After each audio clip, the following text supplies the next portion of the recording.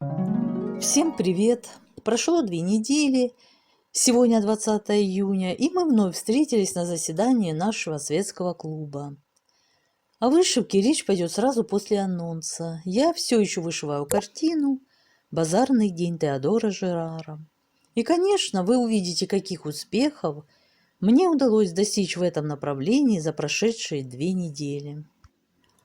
Затем последует рубрика «История под вышивку». Мы совершим очередное путешествие к тайнам и загадкам древнего мира. Компанию нам составят духи Земли. Древние представляли их живыми существами, которые питаются солнечной энергией. Наблюдая за природой, сопоставляя земные и небесные события, древние заметили, что каждому дню года соответствует то или иное расположение небесных тел. Отсюда был сделан вывод, что каждый день находится под влиянием той или иной планеты или звезды, а значит, и духи Земли, от которых зависит жизнь растений и животных, проявляют свою активность только в определенные периоды. Так зародилась геомантия, прорицание по Земле. В глазах древних она являлась тем искусством, которое помогает установить гармонию между человеком и окружающим его видимым физическим и невидимым духовным миром. Известно, что в одних местах Земли человек чувствует себя хорошо, в других плохо. Многие животные тоже предпочитают определенные места. Так и было сделано открытие геобиологических сетей.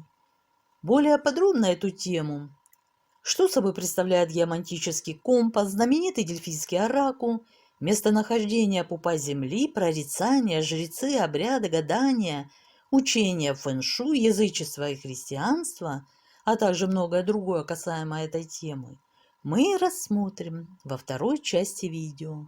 Запутанная история. Как это верно, Ватсон? А сейчас, да, вышивка. 7 июня, суббота, перед нами новый участок и новый вышивальный 2-недельный период начинается. Вот прямо сейчас.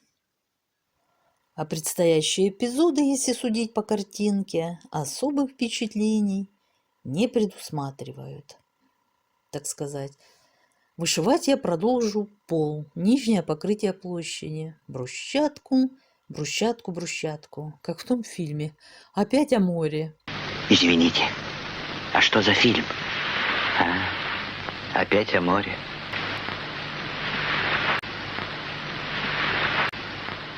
А у меня всю дорогу брусчатка с романтично разбросанной в нужных местах соломкой. Ну что, поехали? Ударим по этому бездорожью. Ударим автопробегом по бездорожью, разгильдяйству и бюрократизму!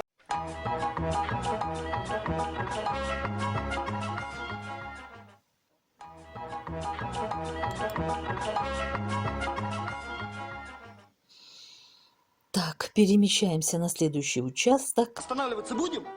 Только на 5 минут. Делаем остановку, подкрепляемся.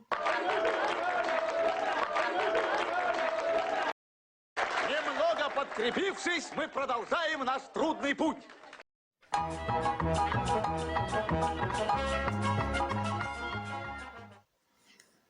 Так, готовый этот участок пути. На брусчатке появилась солома и какая-то небольшая коряга. И ею, видимо, Дэвид пригнал пару гусей на базар. И на этой соломке они ожидали своих новых хозяев. Так, а вот и замаячил третий угол картины. Надеюсь, мне удастся благополучно его одолеть. И снова в путь.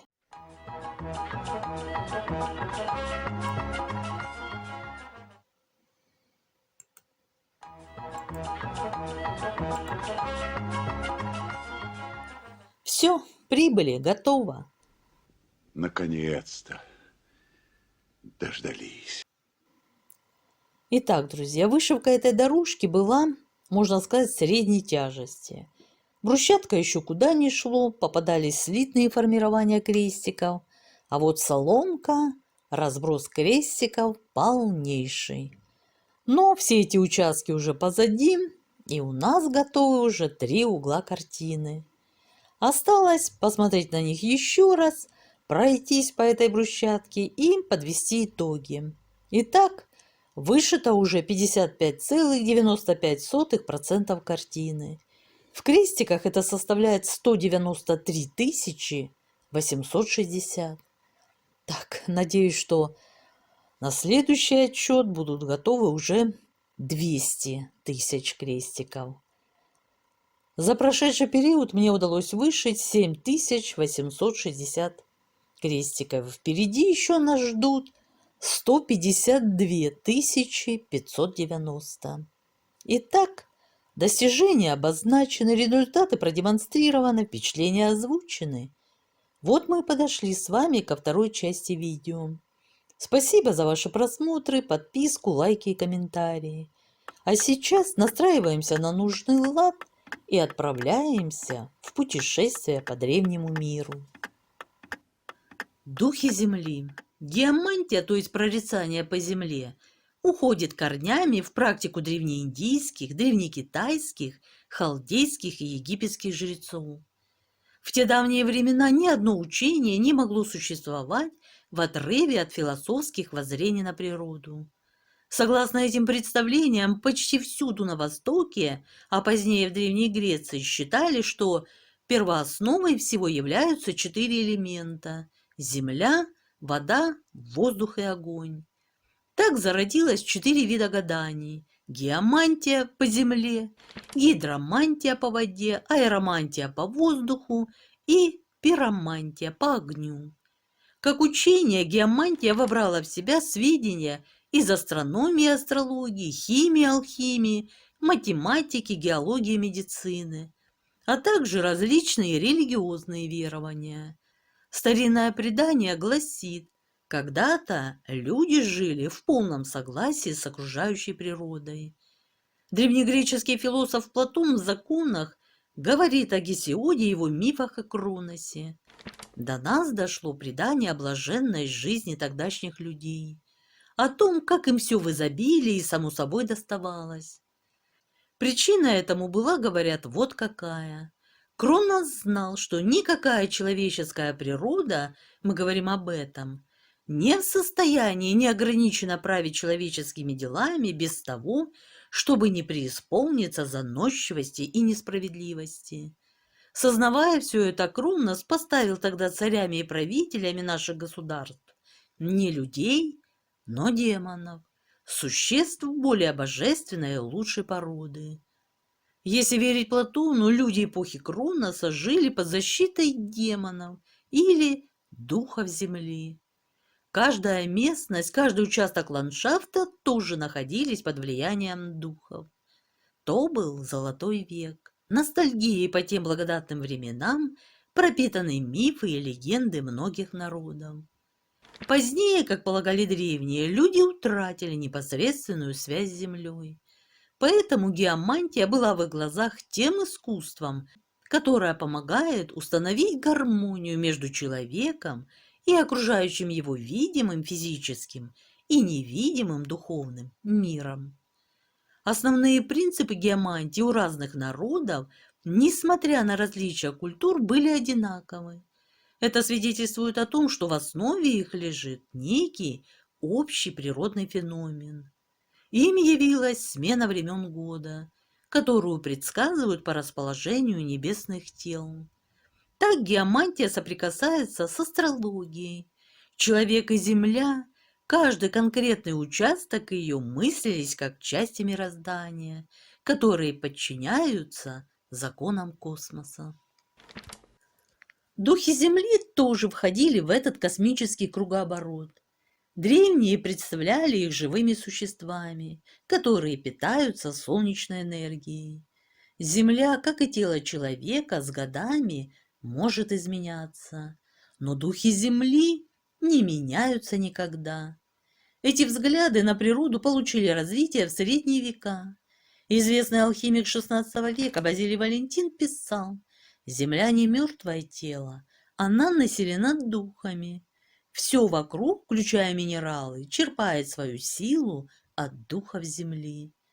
Эти духи составляют основу жизни, они питаются от звезд и сами, в свою очередь, питают все живое, сокрытое в недрах Земли. Наблюдая за природой, сопоставляя земные и небесные события, древние заметили, что каждому дню года соответствует то или иное расположение небесных тел. Отсюда был сделан вывод, что каждый день находится под влиянием той или иной планеты или звезды, а значит, и духи Земли, от которых зависит жизнь растений и животных, проявляют свою активность только в определенные периоды. Со временем были составлены сельскохозяйственные календари, а поскольку каждая местность имеет свои климатические особенности, появлялись местные календари, а с ними и местные обычаи, обряды и мифы. Приходившие издалека завоеватели, конечно, приносили с собой своих богов, свои культы и ритуалы, но природные условия не зависели от религиозных или политических переворотов, и новые божества поневоле приспосабливались к местным условиям. Первые христиане часто возводили свои храмы на месте языческих святилищ, а празднества в честь церковных святых приурочивали по времени к празднествам в честь их языческих предшественников. Даже когда в 392 году эдиктом императора Феодосия Великого языческая религия была запрещена, суеверный страх заставлял прежние языческие верования оживать в литургических действиях, в культе святых и реликвий, в почитании деревьев, животных, источников, гор, холмов и природных явлений. Это сохранилось и поныне. С древних времен люди устанавливали границы своих владений, полей, селений, святилищ с помощью геомантии. Считалось, что границы находятся под защитой духов земли. В христианскую эпоху те же геомантические методы применялись, чтобы проверить, правильно ли установлены границы церковных приходов. Обычай укоренился так глубоко, что даже в Англии в период реформации XVI век, когда фанатики громили храмы, древний ритуал уцелел. В указе королевы Елизаветы I 1565 год записаны: люди должны раз в год вместе со священником обходить вокруг церковного прихода. Священник должен в определенных удобных местах увещевать людей возносить хвалы Богу. Эти удобные места были теми же самыми, на которых совершали свои ритуалы еще язычники. Места для ритуалов язычники выбирали в строгом соответствии с законами геомантии. Древние считали, что духи земли двигаются по определенным каналам или венам, подобно тому, как кровь человека течет по жилам. И подобно тому, как душа человека пребывает в конкретном органе, в мозгу, печени или сердце, духи земли тоже сосредоточены в конкретном месте, где концентрируются жизненные силы. В таких местах и устраивались захоронения, строились святилища и храмы. Именно в таких местах совершались чудеса, а люди обретали пророческий дар. Вспомним знаменитый Дельфийский оракул. Дата основания Дельф неизвестна. Он считался древним уже во времена Гомера, 8-7 века до нашей эры. В продолжение 15 веков до нашей эры Дельфы были местом паломничества. Со всех концов античного мира туда стекались люди, цари, полководцы и простолюдины, чтобы спросить совета, узнать будущее, судьбу государства или свою собственную судьбу. Считалось, что в этом состоянии они вступают в контакт с невидимыми духами и узнают от них будущее. Обычно вопрос записывали на листке и передавали жрецу, который, в свою очередь, передавал его женщине-прорицательнице. Жрица удалялась в святилище, садилась на священный позолоченный треножник, жевала лавровые листья, выпивала кубок воды из родника и впадала в транс. Сила вопрошания связывалась с местом, на котором были расположены Дельфы. Старинное предание рассказывает, что однажды на некоем пастбище пастухом внезапно овладело безумие, и он обрел пророческий дар. Потом туда стали приходить другие, желавшие заглянуть в будущее. Вскоре стали считать, что эта местность находится под влиянием могучих таинственных сил, которые пробиваются из недр земли на поверхность. Древние греки связали его с богиней земли Герой и увидели в нем некий центр, пуп земли, средоточие сил. Через несколько столетий культ Геры в этой местности был вытеснен культом солнечного бога Аполлона. Его-то и стали почитать основателем города. Согласно мифу, юный светозарный бог вступил в единоборство с драконом Пифоном, убил его и на месте битвы основал свое святилище, чтобы прорицать людям волю своего отца Зевса. Место, на котором был заложен храм, было действительно необычным. Плутарх, известный древнегреческий писатель и один из жрецов Дельфийского оракула, писал: «Люди подвергаются влиянию пару, поднимающихся из-под земли. Некоторых испарения сводят с ума, вызывают болезнь или смерть, на других действуют благоприятно, успокоительно и благотворно». Вероятно, тайна Дельфийского оракула заключалась в ядовитых газах, которые вызывали галлюцинации. Все, что связано со знаменитым Дельфийским оракулом, можно отнести и к области мифов, и к области исторических фактов. Легенда рассказывает, когда Геракл в припадке неистовства, насланного на него богиней Герой, убил своих детей, он отправился в священные Дельфы спросить, что ему делать. Дельфийский оракул повелел герою совершить 12 великих подвигов. А вот что было в действительности. Древнеперсидский царь Ксеркс умер в 465 году до нашей эры. Обуреваемый жадностью и мстя грекам за поражение в войне, послал войско разграбить священные Дельфы. Но на пути персов настигла страшная гроза, верный знак гнева богу, и они повернули назад. Город был спасен. Позже, правда, Дельфы были разграблены римлянами под руководством Суллы. 82-79 года до нашей эры. А еще позже император Нерон, 54-68 года до нашей эры, выкрал из города 500 бронзовых статуй в отместку за то, что оракул осудил его как матери-убийцу. Последнее обращение к оракулу относится к IV веку нашей эры. Римский император Юлиан Отступник, 332-363 год, безуспешно пытавшийся восстановить языческие культы, обратился к Дельфийскому оракулу с просьбой открыть ему завесу будущего. Но Дельфийский оракул ответил, что он будет молчать, потому что отныне боги закрыли доступ в свой мир. Около 390 года нашей эры храм был закрыт римским императором Феодосием. В настоящее время в Дельфах ведутся реставрационные работы. Многочисленные туристы, посещающие древний город, по-прежнему пытаются вопрошать судьбу. Но оракул безмолвствует. Вера в то, что существует пуп Земли как место концентрации таинственных сил, была распространена среди многих народов. Таких мест, как Дельфы, было немало. Каждая из них связана с культом солнечного бога или героя, который вступает в смертельную схватку с драконом и побеждает. Одно из таких мест находится на Мадагаскаре.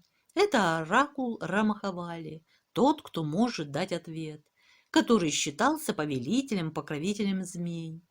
Другое аналогичное место находилось в японской провинции Хитачи.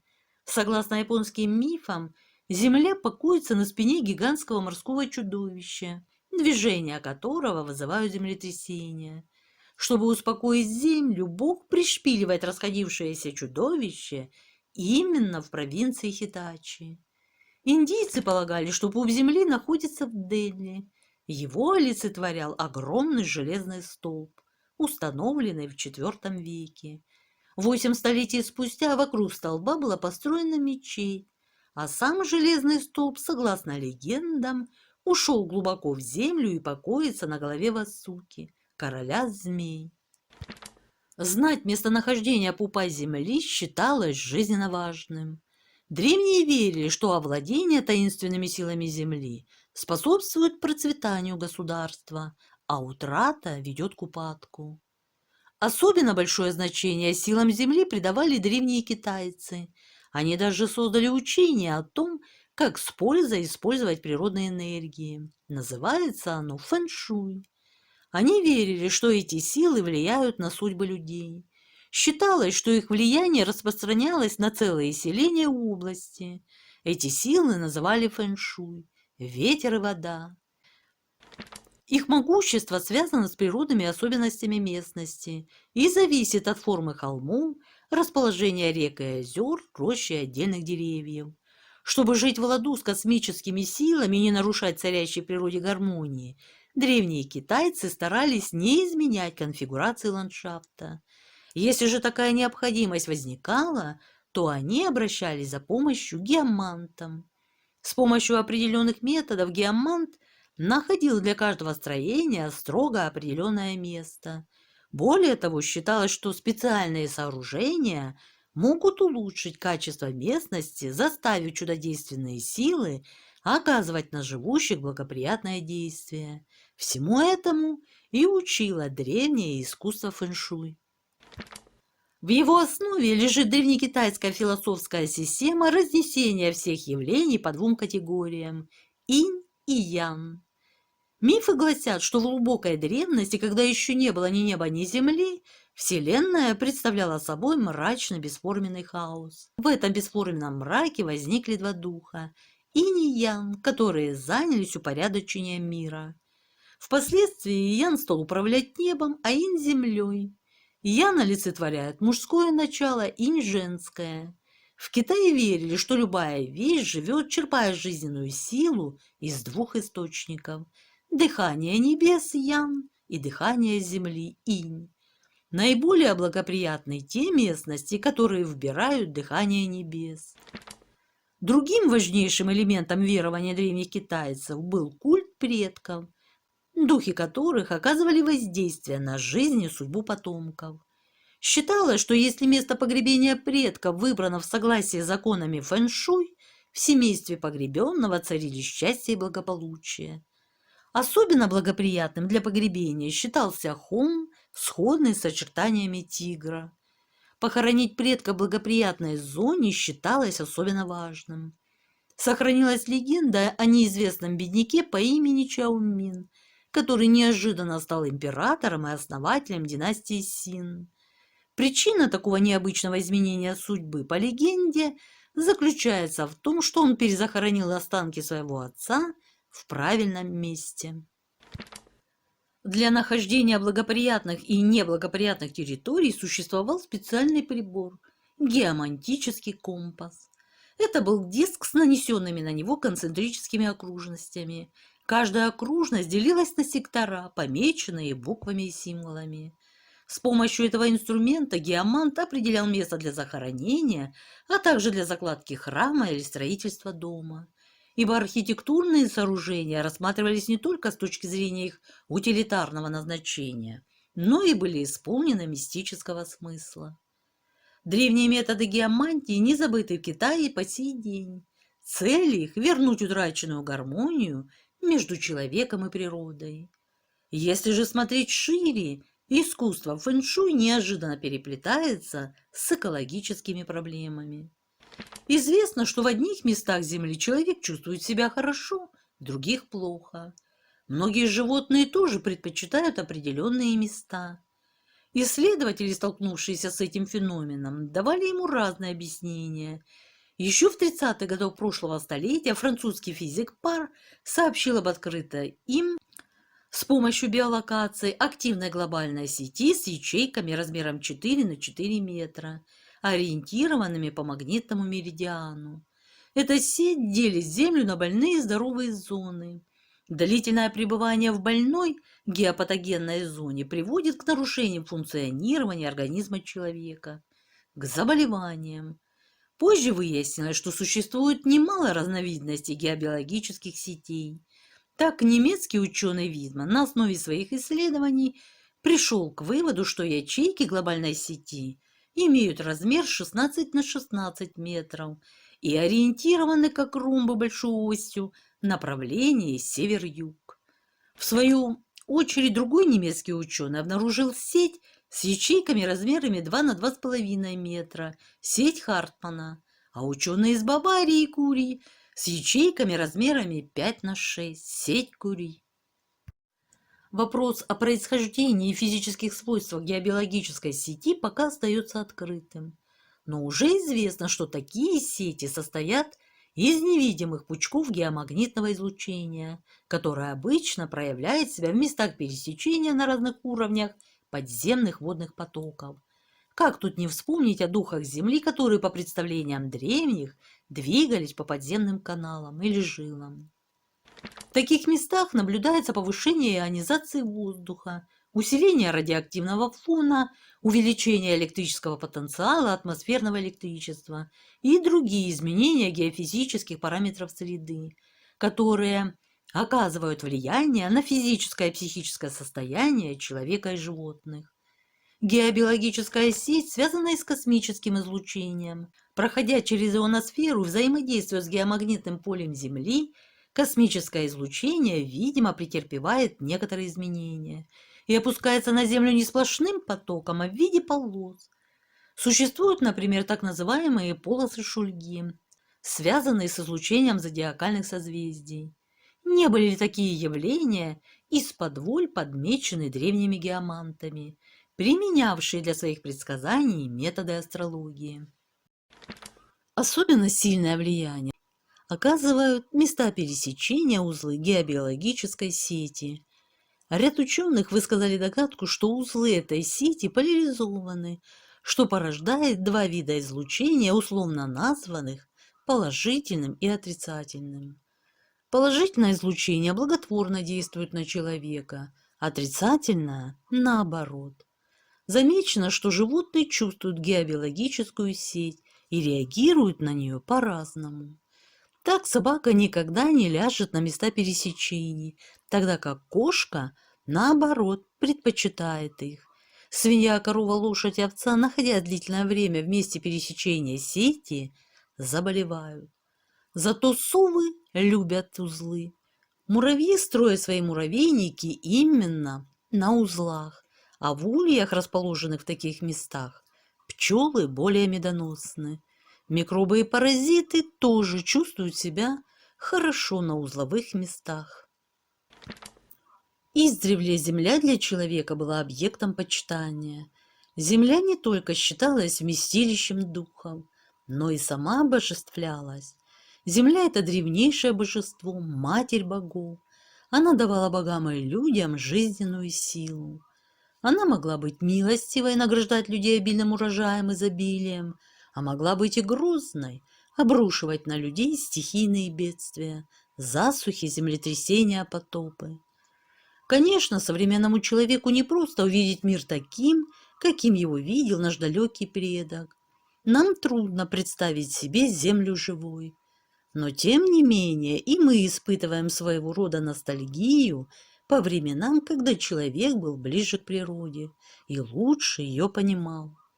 Именно этим и объясняется возрастающий интерес к древнему магическому знанию, в том числе и геомантии, почти забытому ныне искусству, родственному астрологии.